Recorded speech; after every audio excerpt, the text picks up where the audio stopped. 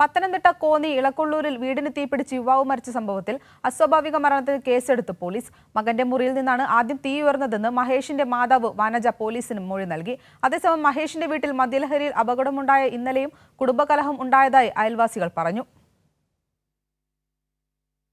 ഇന്നലെ രാത്രി 8:30 തീപിടുത്തത്തിലാണ് യുവാവ് പൊള്ളലേറ്റ് മരിച്ചത്.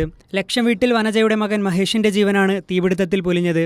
അഗ്നിബാധയിൽ വീട് പൂർണ്ണമായി കത്തിനശിക്കുകയും ചെയ്തു. തീപിടുത്തത്തിന്റെ കാരണം വ്യക്തമല്ല. മരിച്ച മഹേഷിന്റെ മുറിയിൽ നിന്നാണ് തീ ആദ്യമുയർന്നതെന്നാണ് അമ്മ വനജയുടെ മൊഴി. അപകട സമയം പിതാവ് സോമൻ വീടിന്റെ പുറത്തായിരുന്നുവെന്ന് സോമനും മൊഴി നൽകി. അസ്വാഭാവിക മരണത്തിന് കേസെടുത്ത പോലീസ് ഇവരുടെ മൊഴികൾ വിശദമായി പരിശോധിക്കും. സംഭവസ്ഥലത്തെത്തി ഫോറൻസിക് വിദഗ്ധർ ശാസ്ത്രീയ തെളിവുകളും ശേഖരിച്ചു. അതേസമയം മരിച്ച മഹേഷിന്റെ വീട്ടിൽ മദ്യലഹരിയിൽ കുടുംബകലഹം പതിവായിരുന്നുവെന്ന് അയൽവാസികൾ ആരോപിച്ചു. ഇന്നുമുണ്ട് വെള്ളമടിയ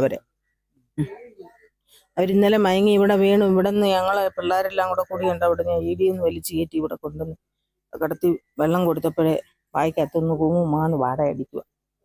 അപ്പോഴേ ഞങ്ങൾക്ക് മനസ്സിലായി ഇവർ വെള്ളം അടിച്ചു. ഇവർ മക്കളും തന്തയും പിന്നെ ശബരിമല പോയി കച്ചവടത്തിന് പോയിച്ച് വന്നു കഴിഞ്ഞ് ഉപ്പ് കൊണ്ടുവരുക, തന്തയും മക്കളും എല്ലാം കൂടെ അടിച്ചും വെച്ച് പിന്നെ തെറി പറിച്ചിലും. കഴിഞ്ഞ 1 മാസം കഴിഞ്ഞതേ ഉള്ള അവരുടെ തലയെല്ലാം കുത്തിയിലിട്ട് ഇടിച്ച് മോന് പൊട്ടിച്ച് ഇവിടെ ഇങ്ങനെ ചോരയൊന്നും നിൽക്കുന്നില്ല. പിള്ളേർ അതുപോലെ പിള്ളേർ കൂടി ഞങ്ങളുടെ പിള്ളേരും എല്ലാം പിള്ളേർ പറഞ്ഞു പെട്ടെന്ന് ആശുപത്രി കൊണ്ടുപോകാൻ പറഞ്ഞിട്ട് അവൻ അനങ്ങിയില്ല. കോന്നി മെഡിക്കൽ കോളേജിൽ പോസ്റ്റ്മോർട്ടത്തിന് ശേഷം മഹേഷിന്റെ മൃതദേഹം ബന്ധുക്കൾക്ക് നൽകും.